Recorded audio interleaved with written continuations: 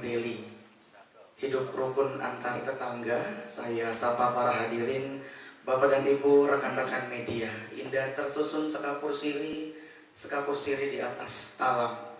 Izinkan saya perkenalkan diri dengan awal pembuka salam. Melati kuntum tumbuh melata, indah merebah di pohon cemara. Assalamualaikum mulanya kata, saya sembah pembuka acara. Assalamualaikum warahmatullahi wabarakatuh. Selamat sore dan salam sejahtera untuk kita semua, Bapak dan Ibu, para hadirin yang kami hormati. Tentunya senang sekali pada sore hari ini saya Eko Rori dapat menyapa seluruh tamu kehormatan Bapak dan Ibu yang hadir dalam rangkaian acara diskusi media siber dengan tema peran media siber dalam menciptakan stabilitas politik dan kemajuan Sumatera Utara pasca pemilu 2024 dan jelang pilkada serentak. Boleh tepuk tangan Bapak dan Ibu untuk kita semua.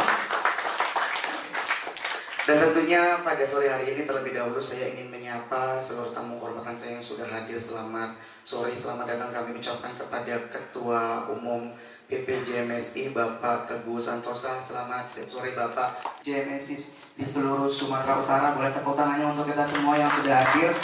Serta saya ingin menyapa seluruh perwakilan organisasi media yang ada di Sumatera Utara. Baik Bapak dan Ibu yang saya hormati, saya sampaikan peran media siber dalam menciptakan stabilitas politik dan keamanan Sumatera Utara pasca pemilu 2024 dan jelang pilkada serentak. Peran media menjadi pilar penting dalam memberikan informasi, khususnya berita-berita hoax selama pelaksanaan pemilu. Sekali lagi biar semangat dulu. Ya, Bapak dan Ibu, kami mohon untuk dapat berdiri sejenak.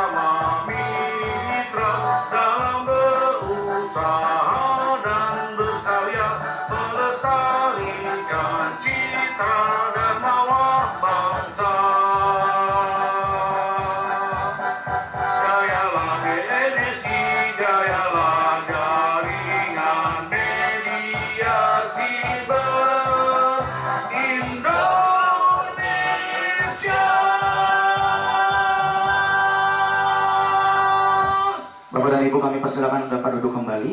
Pada Bendara JMSI Bapak Antogeng. Selamat sore Bapak, tepuk tangan sekali lagi dong. Ini adalah abang saya juga.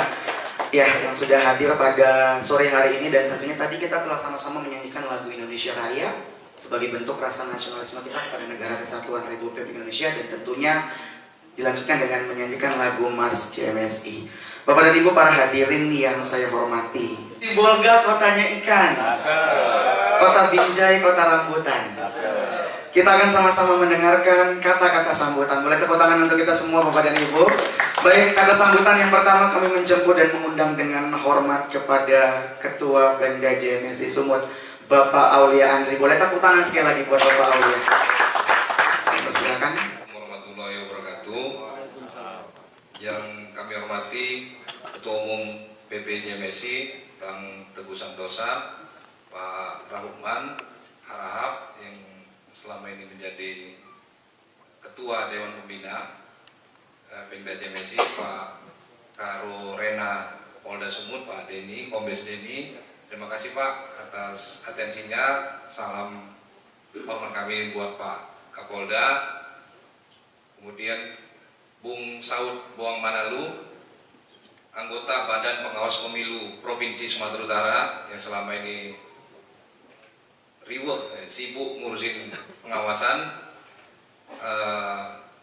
Pak Anto, Bendahara PPJMSI, kemudian teman-teman yang lain dari Pengcap Deli Serdang, Batubara, Mandailing Natal, dan Bang Coking, wartawan senior 3 zaman, anggota Dewan Pakar PPJMSI, Bang Faisal, dan banyak kawan-kawan semua yang tidak bisa kami sebutkan. Terima kasih.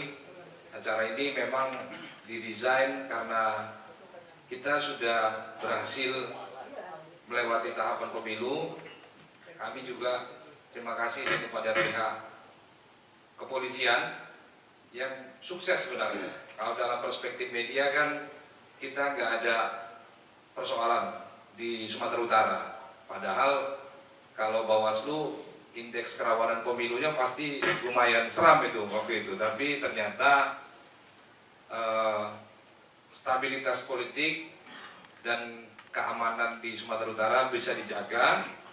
Bahkan di Mahkamah Konstitusi gugatan-gugatan tidak terlalu banyak. Dari Sumatera Utara cuma hanya 1 yang masuk. Dan dalam perspektif media juga teman-teman juga tidak merasa ada ancaman, tidak merasa ada hambatan dalam peliputan pemilu. Terima kasih kepada Pak Kapolda dan jajarannya. Ini tentunya kami harus apresiasi, tidak seperti di daerah lain. Pada Agustus pendaftaran di Komisi Pemilihan Umum tentunya membutuhkan perhatian dari semua pihak dan juga dari teman-teman media. Kami bisa sampaikan juga bahwa JMSI ini adalah organisasi pemilik media, Pak. Bapak, Ibu-Ibu semua. Sebelum nanti dijelaskan ketum, bahwa JMSI merupakan salah satu anggota konstituen atau konstituen Dewan Pers Republik Indonesia. Jadi ini bukan organisasi kaleng-kaleng, ini bukan organisasi abal-abal. Kita menjadi salah satu dari 11 konstituen Dewan Pers. Jadi Dewan Pers cuma punya 11 anggota, dan alhamdulillah JMSI berhasil menempatkan orangnya menjadi salah satu anggota Dewan Pers pada periode ini di komisioner Dewan Pers. Jadi organisasi ini bukanlah organisasi yang katakanlah tidak terdaftar, tidak resmi, tapi kita punya pride, kita punya gengsi bahwa JMSI itu diakui oleh Dewan Pers Republik Indonesia yang merupakan lembaga yang mandatori dari undang-undang. Demikian yang bisa saya sampaikan. Salam hormat saya buat bapak-bapak semua, Pak Kapolda melalui Pak Karorena. Kami sangat senang Pak, Bapak bisa hadir mewakili Pak Kapolda. Kami yakin spirit Pak Kapolda itu ada di Bapak, dan mudah-mudahan kami dapat memberikan kontribusi bagi menciptakan suasana yang harmonis, damai di Sumatera Utara, terutama menjelang Pilkada serentak 2024. Terima kasih. Wallahul muwaffiq ila aqwamit thoriq. Assalamualaikum warahmatullahi wabarakatuh. JMSI Sumut, Bapak Aulia Andri yang telah memberikan sambutan kepada kita semua. Bapak dan Ibu para hadirin yang kami hormati, selanjutnya kita akan sama-sama mendengarkan sambutan dari Ketua Dewan Pembina Pemda JMSI Sumut. Yang terhormat kami jemput kepada Bapak Rahman Harahap. Kepada Bapak waktu dan tempat, kami silakan dengan segala hormat. Boleh tepuk tangan sekali lagi Bapak dan Ibu. Selamat siang, salam sejahtera bagi kita semua. Yang sangat kami banggakan, kami hormati Ketua Umum JMSI Pusat, Bapak Teguh Santosa, yang khusus hadir dalam acara diskusi media siber hari ini. Kapolda, terima kasih atas kehadirannya. Bendara JMSI Pusat, mewakili PWI hadir, Adinda Manalu dari Bawaslu. Saya ada waktu itu masalah kan, nggak jawab-jawab saya, karena saya tidak bisa ditampil dari PWI. Yang saya hormati tentu yang paling utama adalah panitia, Adinda Akbar sama Eri Prasetyo selaku sekretaris. Tentu Saudara Aulia Andri selaku Ketua JMSI Sumatera Utara. Para rekan-rekan wartawan senior, Bang Coki ada hadir, ada Bang Jaka, ada yang mewakili JMSI pengurus semua Sumatera Utara. Dari Sedang yang hari ini juga akan dilantik sama dari Madinah. Di sini ada dua hal yang sangat kami harapkan kepada rekan-rekan, ikut-ikutan dengan kondisi yang berkembang gara-gara satu berita hoax di media, baik di cetak elektronik, bahwa pemilihan umum 14 Februari di Sumatera Utara ini berjalan aman kondusif sebagai tokoh masyarakat Sumatera Utara. Saya tidak persoalkan, dan saya singgung soal yang macam-macam itu kan banyak hoax juga itu. Tetapi jujur JMSI, saya apa yang disampaikan Aulia tadi mengapresiasi, sama Kapolda langsung saya sampaikan terima kasih. Saya lihat beliau bagaimana peran Polri itu. Kalau bicara yang lalu bisa, saya anis saya. Tapi begitu datang, beliau memfasilitasi semua sampai lancar semua, yang lain juga seperti itu. Kenapa harus macam-macam? Tugas mereka adalah bagaimana menciptakan semuanya berjalan lancar, aman dan kondusif. Dan terlaksana. Kalau saya merasa pribadi, lebih nyaman 2004 daripada 2019. Hebatnya peran Polri. Apresiasi kita ini kepada Kapolda. Semoga suasananya kita jaga. Ini tinggal waktu beberapa bulan lagi. Situasi sedikit agak panas. Kalau dipanas-panaskan, kalau mau bersehat-sehat silakan aja, saya akan mau maju-maju. Karena akan berikan beberapa langkah-langkah terbaik. Apa yang bisa kita perankan sebagai jaringan media siber Indonesia di Sumatera Utara ini ke depan lebih baik lagi. Rekan-rekan saya, terima kasih saya kepada rekan-rekan JMSI. Apa yang disampaikan Pak Teguh, kita ini harus maju.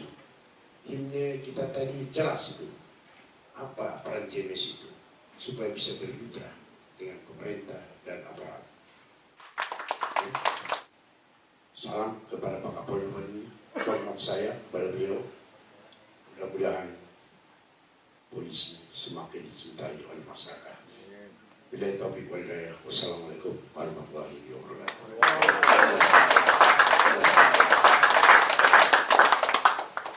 Terima kasih kami ucapkan kepada Ketua Dewan Pembina Pemda JMSI Sumut, Bapak Rahman Harahap yang telah memberikan sambutan kepada kita semua. Bapak dan Ibu, para hadirin yang saya hormati, selanjutnya kita akan sama-sama mendengarkan sambutan Ketua PP JMSI Sumut. JMSI, kami persilakan dengan segala hormat berikan tepuk tangan yang meriah untuk Bapak Teguh Santosa. Baik, terima kasih Mas Moderator. Yang saya muliakan senior saya Pak Rahman Harahap yang pernah memimpin Kota Medan dengan sangat gemilang, tidurnya sehari 3 jam. Sekarang kelihatannya setelah pemilu kemarin berjalan lancar, dan yang paling penting setelah ngambil formulir pendaftaran. Dia ada lebih banyak, saya dengar lebih banyak. Kemudian senior saya di balik tembok nih, Bang Cokim nih, ya. Beliau ini anggota Dewan Pakar JMS Pusat. Kemudian ada bendahara umum, Bang Anto Geng. Kemudian ada salah seorang sekretaris juga, Bung Faisal Mahrawa di pusat. Kemudian tentu saja ketua PWI, saya sapa tamu dulu berarti ya. PWI, anggotanya Bang Farianda, Bang Rija, baru ketemu kita ya. Jadi memang JMSI ini rasa sumut, rasa Sumatera Utara JMSI ini Pak. Pengurus pusatnya aja tadi nih, 4 orang di sini, orang Sumatera Utara nih, Bang Anto nih, apalagi nih, kan Anto Geng, living legend. Kemudian sebelum jadi ketua JMSI Sumut, Bung Aulia Andri juga pengurus pusat JMSI Pak. Jadi memang ini rasa Sumatera Utara JMSI. Satu lagi ketua bidang di pusat itu juga orang Sumatera Utara, orang Medan. Ada lagi satu ketua bidang, juga orang Sumatera Utara. Sekretaris dan wakilnya semua orang Sumatera Utara di bidang itu. Nama bidangnya bidang pengembangan potensi daerah. Yang kita inginkan itulah jadi bidang inti di JMSI ini Pak. Karena kawan-kawan, JMSI ini organisasi yang anggotanya perusahaan pers. Jadi anggota kita perusahaan pers. Nah, perusahaan pers ini tanggung jawabnya lebih besar.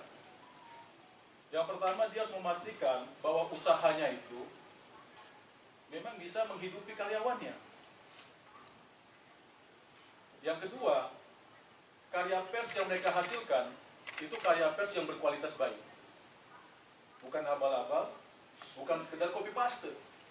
Kan kalau ada kejadian tuh ya, kawan-kawan APH atau kadang-kadang TNI juga kirim informasi kan ke rekan-rekannya.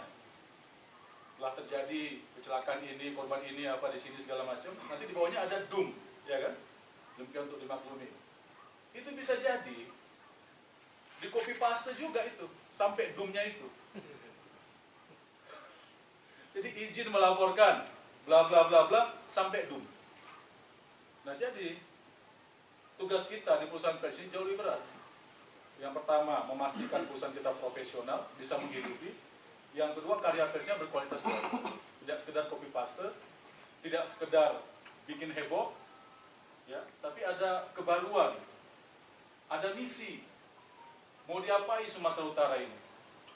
Saya setuju, pemilu harus nyaman, aman, ya, stabil, mengedepankan gagasan, mengedepankan program, bukan empty campaign gitu ya. Dan itu ada di kita. Coba kawan-kawan, kita tidak ingin informasi kita dikuasai oleh aktor yang kita tidak kenal melalui sosial media. Kita tidak ingin itu terjadi. Tapi kalau memang betul-betul kita tidak ingin itu terjadi, maka diri kita lah yang harus meningkatkan kualitas. Jangan biarkan informasi kita ini dikendalikan oleh orang yang tidak diketahui. Tugasnya berat, nanti kasihan bawa polisi juga. Akhirnya harus bekerja keras. Nah, tadi saya katakan di JMS ini ada bidang pengembangan potensi daerah. Karena itulah bidang yang sebetulnya kita harapkan membantu kawan-kawan pengelola media siber, terutama di Sumatera Utara ini, untuk punya entrepreneurship, untuk bisa mengembangkan usaha. Jadi bisnis medianya bukan cuma bisnis kemitraan, bisnis kerjasama dengan kepala daerah, dengan kepala dinas, dengan pihak kepolisian. Harus melampaui itu, ya kan, supaya kita bisa menghasilkan karya pers yang independen dan baik dan berkualitas baik. Nah, kawan-kawan, karena JMSI ini paling tidak sampai periode saya nanti 2025, rasa sumutnya cukup kental. Nah, saya berharap Sumatera Utara ini, Bung Aulia Andri, bisa jadi model bagi kawan-kawan kita di provinsi yang lain. Jadi harapan saya besar betul dengan provinsi kita ini, karena bagaimanapun juga kan saya orang Sumatera Utara. Terima kasih. Assalamualaikum warahmatullahi wabarakatuh. Baik, pembicara selanjutnya kita akan panggilkan Abangda Saud Boang Manalu. Beliau adalah alumni Universitas HKBP Nomensen Medan, Magister Manajemen, pernah menjadi anggota Bawaslu Kabupaten Pakpak Barat, anggota Panwaslu Kecamatan Pakpak Barat, pernah menjadi pemantau jaringan HAM Sumut Kabupaten Taput, dan beliau juga dosen, pernah jadi dan juga koordinator daerah perguruan tinggi Geraha Kirana Medan. Malang Melintang pernah menjadi wartawan juga ya Bang, wartawan waspada, dan juga pernah menjadi kepala biro Daily Post dan sebagainya ya. Beberapa jejak kewartawanannya juga tercatat gitu ya Bang. Baik, yang ketiga narasumber kita adalah pengamat politik Bapak Amir Hamdani Nasution. Bapak Amir Hamdani adalah lahir di Sidojadi 2 Agustus 1986. Beliau alumni Magister Ilmu Hukum Universitas Islam Jakarta, program Doktor Ilmu Hukum Universitas Islam Sultan Agung, dan berbagai pengalaman organisasi pernah diemban ya. Ada sebagai Pemret Tabloid Interaktif BEM IAIN Padang dan sebagainya. Pernah menjadi staf lembaga fokus parlemen, pernah menjadi kepala wilayah pusat kajian keuangan dan otonomi daerah, sekarang ketua Yayasan Rumah Konstitusi Indonesia dan sebagai advokat di Pradi. Baik, sudah ada 3 narasumber di sini, Bapak Ibu dan teman-teman semua yang akan bersama-sama dengan kita berdiskusi, berbincang tentang bagaimana nih peran media untuk menciptakan stabilitas politik di Sumatera Utara, terutama pasca Pileg lalu ya, pasca pemilu 2024, dan bakal nanti kita memasuki pilkada serentak di 33 kabupaten kota. Baik, pertama mungkin ke Pak Denny dulu nih Pak. Cerita soal keamanan Sumut tadi cukup banyak apresiasi yang diberikan kepada Bapak Kapolda, karena kita tahu ya sempat memanas di nasional, tapi di Sumut ini adem ayem gitu. Padahal kita tahu ini nyata nih pendukung 01, 02, 03 di Sumut, tapi kita bisa tetap menjaga stabilitas keamanan kita. Mungkin bisa diberikan sharing kepada kita Pak, bagaimana Polda melakukan keamanan selama ini dan persiapan untuk menjelang pilkada nanti Pak, kepada Bapak. Dipersilakan 10 menit Pak. Baik, terima kasih dari acara tadi sudah menyampaikan juga, dan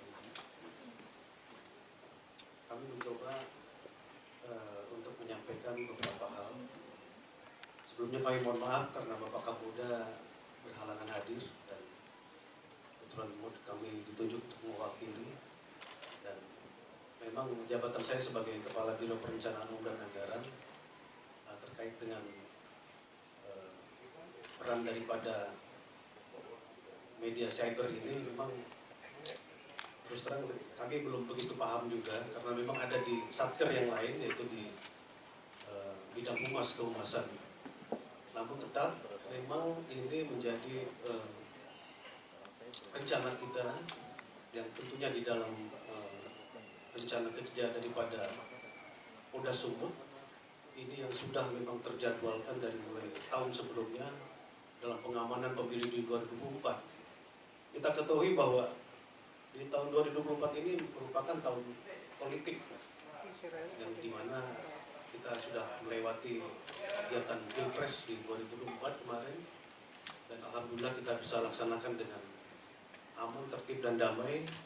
Dan nanti kita akan memasuki juga sebentar lagi dari tahapan pemilu yang sekarang sudah masuk ke pembentukan PPK, dan nanti juga di bulan Agustus kita sudah mulai tahapan yang memang harus diamankan oleh Polri tentunya. Hadirin sekalian, kita ketahui bahwa populasi daripada di dunia ini yang mencapai sekitar 8 miliar orang. Kita ketahui juga bahwa pengguna daripada media sosial ataupun pengguna ini ada sekitar 60% atau 67%-an. Begitu juga di Indonesia, di mana populasi Indonesia sebesar 276 juta ini juga, ini populasinya mencapai pengguna internet ini sebesar 77%. Dan tentunya ini akan berdampak sekali terhadap perkembangan-perkembangan situasi yang ada. Kita ketahui juga bahwa perilaku daripada pengguna media digital tentunya, khususnya masyarakat, yang tentunya ini sosmed menjadi ranking teratas ataupun tertinggi di dalam penggunaan oleh masyarakat ini. Kenapa masyarakat beralasan melakukan sosmed ini karena memang kebutuhannya untuk selalu berkomunikasi dengan masyarakat lain, berhubungan dengan masyarakat lain, kemudian ingin mengetahui apa yang sedang terjadi, kemudian ada juga yang berharap ingin diketahui atau ingin dibeli, dan berikutnya adalah mencari informasi ataupun berita. Hal ini tentunya berdampak kepada situasi dan keadaan yang sedang berjalan di tahun 2024. Kaitannya dengan pasca Pilpres kemarin, kita memang sudah melewati pengamanan pemilu Pilpres 2024 yang mulai dilaksanakan di Polda Sumatera Utara dengan bermacam kegiatannya, dari mulai pertahapannya, dan kami juga mengikuti ini karena Bapak Kapolda mengharapkan situasi Kamtibmas yang ada menjelang Pilpres saat itu harus bisa terwujud dan bisa terlaksana dengan damai dan aman serta kondusif. Apapun resikonya, kita harus bisa mengamankan situasi, jangan sampai terjadi hal-hal yang kita tidak inginkan. Tentunya dampak daripada pilkada ini adanya beberapa isu-isu daripada polarisasi politik yang memang terus, ya, karena memang polarisasi politik ini ya tujuannya adalah memang membuat masyarakat jadi terpecah dalam suatu kelompok tersebut, sehingga sebagai dampak daripada adanya permasalahan-permasalahan yang mungkin terkait dengan isu-isu politik tersebut.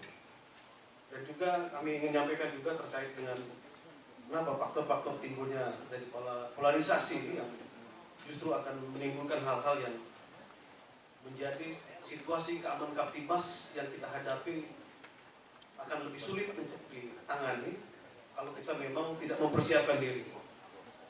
Yaitu terkaitnya faktor timbul polarisasi adalah fanatisme yang berlebih, yang memunculkan benih-benih daripada intoleransi ini yang paling sangat kita harus kita hadapi. Kemudian identitas dimaknai sempit sehingga mendorong anak bangsa saling mencemooh, mencaci maki, dan yang paling terpenting adalah ini yang terjadi adalah kepentingan elektoral lebih menonjolkan daripada kepentingan politik bangsa yang lebih baik. Sebenarnya Bawaslu apa, GAP itu apa? Mengapa tadi seperti sampaikan di pengamat bahwa politik uang ini tidak bisa dihindarkan. Politik uang tidak bisa dihindarkan. Saya mau ada rambu-rambu yang jelas. Apakah undang-undang jelas, kita nggak tahu seperti apa. Penegasan yang jelas. Saya sangat prihatin melihat kasus di Kecamatan Medan Timur. Itu salah satunya panas KPPK itu adalah pegawai Kejari. Dan itu sedang proses di pengadilan kalau tidak salah. Ini kan sebuah prihatin. Tetapi di pihak lain ada pembiaran. Ada pembiaran di pihak lain. Nah, apakah ini kepentingan sesaat kepada seseorang atau oknum atau bagaimana? Saya mau ke depan, ini jurisprudensi kita ini ke depan, bahwa jangan hanya nengok-nengok aja lah gitu, ya kan? Ada rambu-rambu yang tegas terhadap proses demokrasi yang kita inginkan. Mengapa sidang di Mahkamah Konstitusi sebagai sampel bagi kita semua, sebagai jurisprudensi kita semua, agar proses demokrasi itu harus betul-betul kita jalankan sesuai dengan aturan dan main yang ada. Apalagi ke depan ini kan prosesnya akan bersamaan secara serentak. Itu harapan kita. Kepada Pak Kapolda saya yakin di bawah pimpinan Kapolda dan Pak Kombes Denny, tentunya mantra-mantra ini tidak bisa dilewatkan dari instruksi pusat ke bawah. Ya kan? Saya tidak tahu apakah ada instruksi atau tidak. Saya mau mungkin masyarakat agar proses ini betul netralitas itu yang sangat kita butuhkan. Netralitas itu kita sebutkan. Tadi saya sempat bincang sama orang tua kita, Bapak Rotman, perlu netralitas TNI Polri dalam proses ke depan ini, sehingga apa yang kita harapkan mencari pemimpin yang mumpuni, tidak membeli kursi dalam karung, tidak money politik, ini betul-betul. Kenapa? Efeknya nanti sangat berat ke depan. Jikalau calon pemimpin itu punya cuan banyak, nggak ada masalah. Dia menjadi pemimpin hanya sebagai pengabdi masyarakat dan pengabdi masyarakat. Tetapi kalau tidak hanya pas-pasan aja, tentunya yang menjadi gerus itu adalah uang rakyat, uang APBD. Akhirnya apa? Gol, masuk ke ranah proses hukum, ya kan? Nah, karena kalau kita lihat semua di target ini, apakah kepala daerah semua, kalau secara rinci, gol semuanya ini sebenarnya. Bagi kita masyarakat Sumatera Utara memilih pemimpin yang mumpuni, betul-betul pilihan masyarakat tanpa money politik. Dan harapan kita kepada Bawaslu, ini benar-benar Bawaslu punya rambu-rambu yang jelas, jangan hanya tebang pilih atau seperti apa. Ini gambaran kita lihat dan kacamata yang kita di lapangan. Barangkali itu, terima kasih. Memaksimalkan kinerja Bawaslu ke depan gitu Bang, agar terhindar dari money politics dan juga jurisprudensi hukum kita juga bisa berjalan. Bawaslu itu tugasnya ada tugasnya, ada kewenangannya. Nah, salah satu mencegah, mengawasi, lalu menindak. Mencegah itu seperti apa? Dialog, komunikasi, surat menyurat, membangun ruang-ruang diskusi. Gitu. Mengawasi seperti apa? Kegiatan-kegiatan kegiatan-kegiatan penyelenggaraan pemilu, misalnya pendaftaran, rekrutmen, itu diawasi secara langsung, kampanye, dan kegiatan-kegiatan lain yang secara langsung gitu. Lalu menindak itu seperti apa? Misalnya kalau ada penanganan pelanggaran. Nah, kata kuncinya di sini, Bang. Di Undang-Undang 7 tahun 2017 itu menyebutkan bahwa Bawaslu itu ketiga hal ini dia bisa lakukan. Yang terakhir ini yang kadang-kadang bagi publik ambigu, misalnya seperti yang tadi Abang bilang, itu banyak money politik gitu ya. Tapi kok kayaknya nggak ada ketangkap, nggak ada ini gitu. Nah itu tadi Bang, kami itu secara normatif lakukan dulu pencegahan, sosialisasi dan lalu awasin di mana saat kampanye, sebelum kampanye, pasca kampanye. Lalu ditemukan seperti apa? Begitu ditemukan misalnya ada yang money politik, ada tangkap uangnya, ada orangnya udah lengkap. Nah, Bawaslu itu bertugas menyusun tata administrasinya ini, lalu menggeser ke Gakumdu. Dari Gakumdu, kalau misalnya dia ditemukan, maka dia akan digeser kemana? Ke pidananya misalnya. Ternyata dia mencukupi untuk pidana. Nah, pidana ini bukan Bawaslu lagi. Bawaslu geser ke Gakumdu, dari Gakumdu ini ke polisian dan seterusnya nanti ke persidangan pengadilan. Membayangkan atau barangkali berharap pilkada ini akan berlangsung secara ideal. Tapi izinkanlah saya agak berbeda. Saya membayangkan dan juga memprediksi, memperhitungkan apalah pun namanya, pilkada 2024 ini tidak akan terlaksana dengan ideal. Pengalaman kita kemarin pilpres secara kasat mata, secara telanjang itu akan berlanjut di pilkada. Saya sependapat dengan banyak pendapat kalangan terutama orang kawan-kawan kampus yang mengatakan bahwa etika bernegara kita ini saat ini sedang anjlok.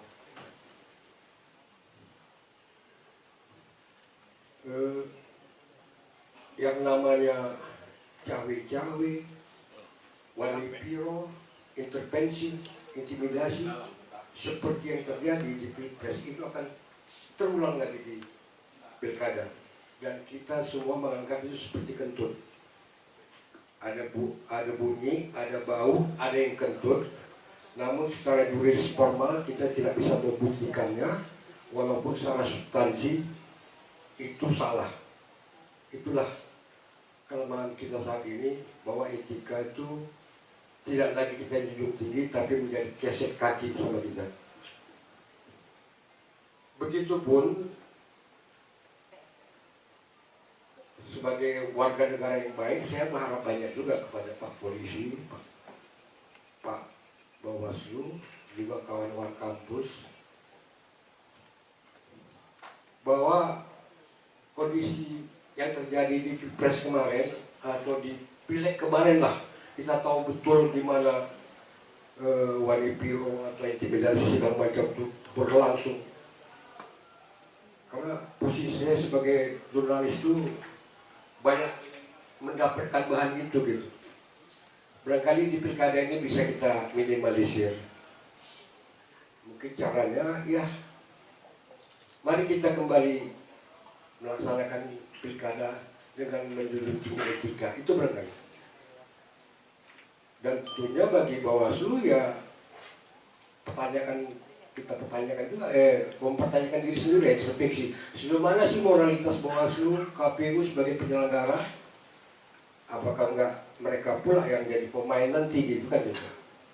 Itu barangkali harapan saya. Kalau tidak ya biarkan sajalah pilkada ini brutal seperti yang kemarin-kemarin. Terima kasih. Assalamualaikum warahmatullahi wabarakatuh. Terima kasih. Oke. Baik, kepada Bang Setahun, Bang, dipersilakan Bang. Mungkin bisa dipersingkat aja Bang, karena waktu kita juga sudah. Nanti singkat marah lagi Bang Jontris. Baik, terima kasih. Saya konkretkan saja pertanyaannya. Bang Arwindo, masih bisa nggak dilapor di tindak lanjut? Masih Bang.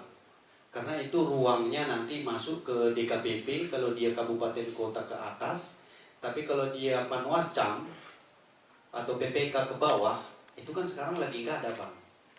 Jadi nggak bisa kita lakukan itu di penyelenggara, tapi itu masuk ke pidana umum.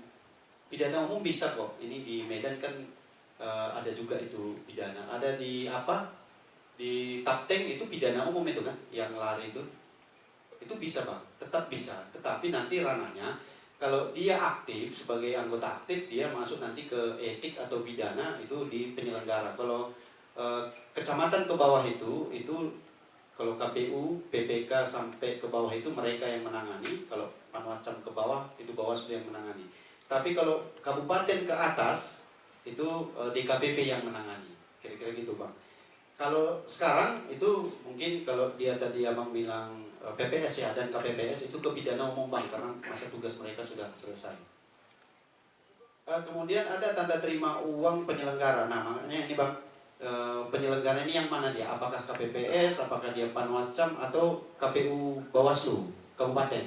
Kalau KPU Bawaslu Kabupaten ini biasanya nggak ada ampun Bang. Kalau ada misalnya barang buktinya bisa dibuktikan dia DKPP itu biasanya nggak ada ampun. Tajam sekali itu bagi kami. Dan kami itu langsung ciut kalau berhadapan dengan DKPP, itu jarang lepas itu Bang kalau dia ada buktinya. Kemudian Bang Jontris, ini ada beberapa ini fenomena Bang Antogen, apa yang dilakukan Bawaslu ketika suara dikembalikan sebenarnya selesai, tapi kenapa ada pembiaran? Nah ini proses kan. Artinya kita juga selaku, saya pikir media ini juga kelompok intelektualitas ya, yang bisa memahami terhadap proses-proses yang terjadi baik di tingkat regulasi, etika pemilu, atau justru bahkan masuk ke etika politik dan etika bernegara. Nah ini kan ada proses-prosesnya semua. Misalnya Bang Jontris bilang, itu kenapa nggak dikembalikan? Kalau bisa dibuktikan dia Bang di tingkat TPS, saya pikir nggak ada lagi yang nggak bisa dilakukan di tingkat TPS karena di rekapitulasi itu, karena terbuka sekali itu loh. Ada saksi semua, bisa direkam, hanya masuk TPS yang nggak bisa.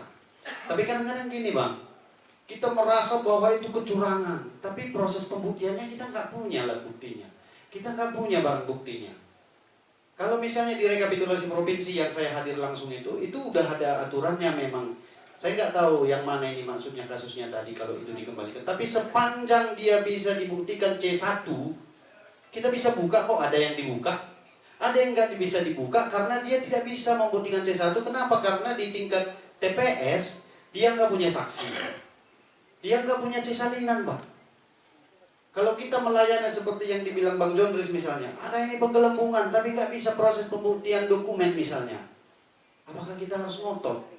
Semua caleg, semua partai politik melakukan hal yang sama. Itu bisa sebulan, 2 bulan baru selesai rekapitulasi provinsinya. Tapi saya belum nangkap ini yang mana kasus yang katanya itu bisa dibuktikan tetapi tidak dikembalikan. Tapi sepanjang kita bisa saksikan, teman-teman media juga berada di rekapitulasi. Sepanjang dia memenuhi syarat untuk buka kotak, apa itu misalnya, bisa dibuktikan. Ada unsur keberatan dari tingkat TPS, ada unsur keberatan tingkat kecamatan, lalu tingkat kabupaten. Itu dibuka kok kalau dia memenuhi syarat. Banyak itu pembukaan Bang. Nggak semua juga bisa dibuka sesuai kemauan kita masing-masing. Kalau tidak sesuai proses ya nggak bisa juga, nanti melabrak aturan lagi. Bahkan ada PSU, pemilihan suara ulang misalnya, kalau dia memenuhi syarat, artinya kita juga harus konsisten terhadap peraturan itu sehingga ke depan tidak semua proses itu bisa kita mentahkan. Atau misalnya kita ambil contoh kasus di sengketa pilpres, itu kan banyak sekali dugaan-dugaan, tetapi pada proses pembuktiannya kita lihat. Saya nggak mau masuk ke ranah pilpresnya secara secara substansi siapa menang siapa kalah, tetapi dalam proses pembuktiannya kita memang harus bertarung di dalamnya, kita penuhi syarat-syaratnya.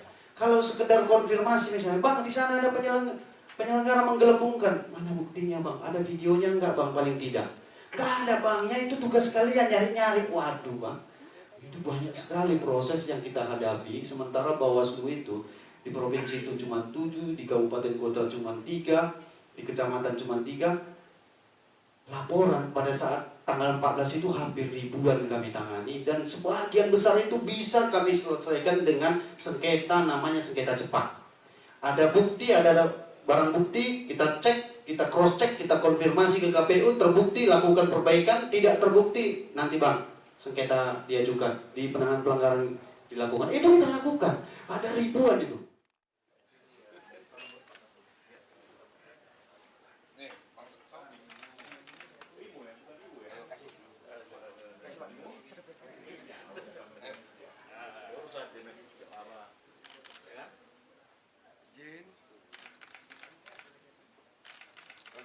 Bareng semua kali ya kok? Iya bang.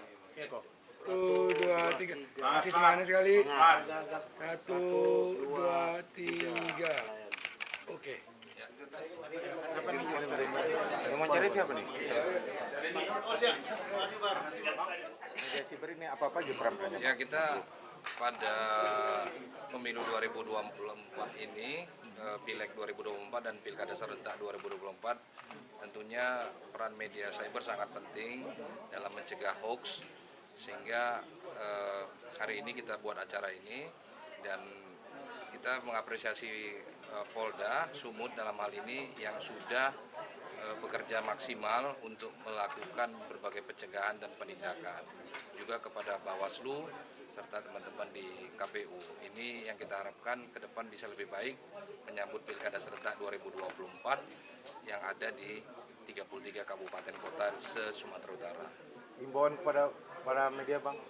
Ya, teman-teman media tentunya harus cek and recheck. Sebagai organisasi para pemilik media cyber, kita menghimbau teman-teman bisa mengedepankan etika jurnalistik dalam menyampaikan pemberitaan, berimbang, dan check and balance. Begitu. Peran media untuk cyber ini untuk politik dan keamanan apa aja bisa Bapak arahkan? Terima kasih saudara sekalian. Jaringan media cyber Indonesia khususnya di Sumatera Utara ini, ya kebetulan saya sebagai ketua dan pembina JMSI Sumatera Utara, tentu saya sangat berharap pada rekan pemilik media yang tergabung dalam JMSI supaya memberikan kontribusi dalam rangka bagaimana menciptakan kondisi Sumatera Utara ini aman dan kondusif, terutama dalam rangka pasca Pilpres dan juga dalam rangka pelaksanaan menjelang pemilu kada serentak di 33 kabupaten dan gubernur Sumatera Utara. Kita berharap agar JMSI berperan aktif, tentu terutama dalam rangka untuk menciptakan kondisi di masyarakat untuk informasi-informasi yang positif, ya. Tidak terjadinya menimbulkan kegaduhan, tidak menimbulkan adanya penafsiran-penafsiran yang lain, tetapi mari kita sepakat untuk menjaga Sumatera Utara ini kondusif, harus ada kerjasama, kemitraan antara pers dengan stakeholder pemerintah maupun dengan pihak keamanan, dan termasuk terhadap penyelenggara pemilu yang ada di Sumatera Utara. Saya kira itu. Harapan Pak, gimana Pak? Harapan saya ini akan bisa kita lakukan apabila kita dengan seluruh rekan-rekan kita yang tergabung dalam JMSI ini selalu kita bangun komunikasi, ya, komunikasi dan kerjasama yang baik dalam rangka ikut berperan untuk mengambil bagian dalam suksesnya pelaksanaan pilkada di Sumatera Utara ini. Saya kira itu. Ya. Memutuskan dan menetapkan melakukan pembentukan pengurus cabang jaringan media cyber Indonesia JMSI Kabupaten Deli Serdang dan Kabupaten Mandailing Natal periode 2024-2029. Pengurus harian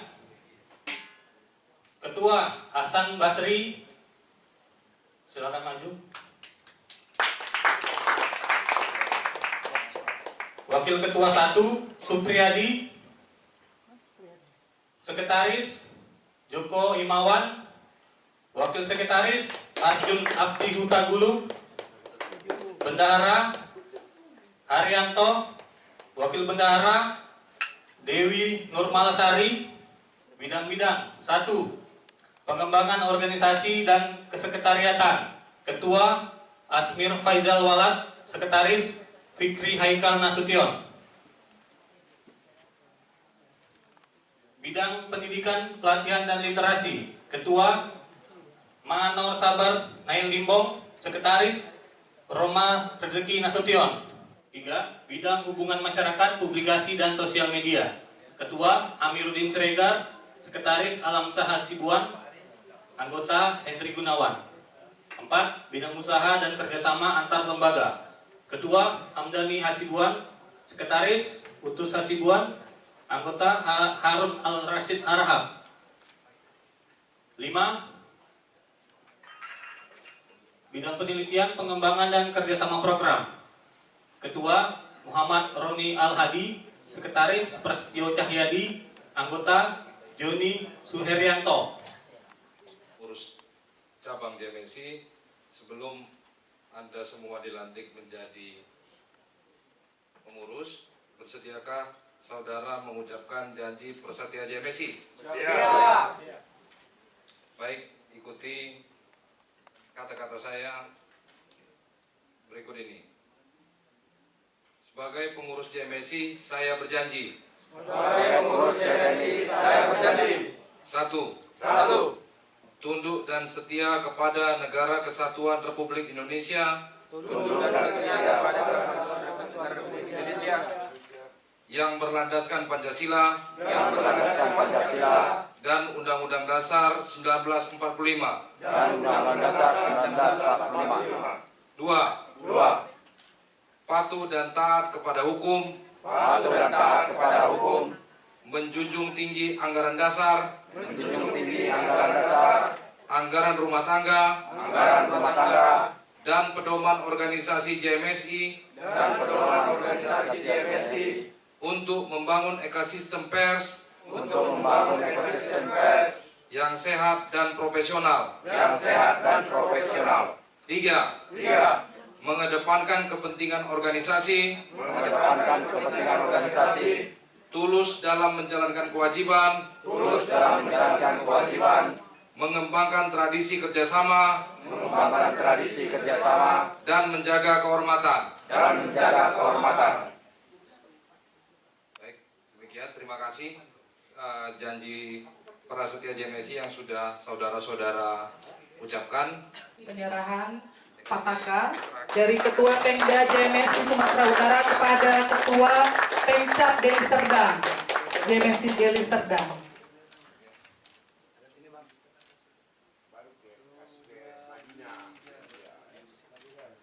Oke, sekarang Madinah. Kami serahkan. Ini adalah penyerahan Pataka dari Ketua Pemcap JMSI Sumatera Utara kepada Ketua Pemcap JMSI Madinah.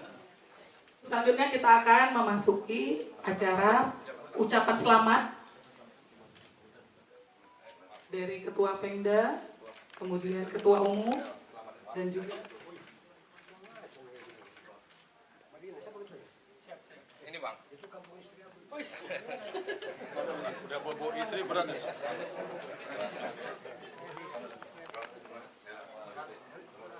Bro, sukses ya. Mana ketuanya ini? Apa? Konek, teknik aja.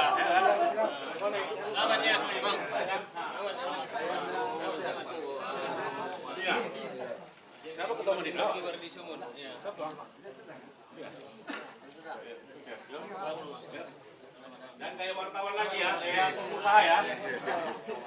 Pengusaha kalian nih. Baik, Bapak Ibu persilakan duduk. Saya tahu ketua apa ini programnya ke depan ini? Jadi hari ini kita dilantik Pengcap, bukan Pemda ya, pengurus cabang Jaringan Media Siber Indonesia Kabupaten Deli Serdang. Jadi yang pertama program kita pertama tentu konsolidasi dulu ya untuk merapikan organisasi. Jadi tadi seperti arahan dari Ketua Umum. Jadi media ini JMS ini adalah organisasi perusahaan media. Jadi kita akan perbaiki nanti, kita teliti anggota kita ya, yang benar-benar perusahaan-perusahaan media. Kemudian berikutnya kita juga akan menjalin kerjasama ya, kerjasama dengan pemerintah daerah, dalam hal ini Pemkab Deli Serdang, kemudian juga dengan lembaga legislatif, dengan kepolisian. Kita akan jalin kerjasama bagaimana kita ciptakan ya suasana kondusif di Deli Serdang. Kemudian karena ini juga perusahaan media, kita kan ya perlu juga untuk misalnya kerjasama iklan segala macam ya. Dengan kerjasama itu kita kan nanti bisa ada share ya untuk perusahaan-perusahaan medianya. Selain kita juga mendorong nanti perusahaan-perusahaan media anggota JMSI untuk menjadi media yang profesional ya, tidak lagi hanya mengharapkan rilis, tapi bagaimana untuk memproduksi berita sendiri ya.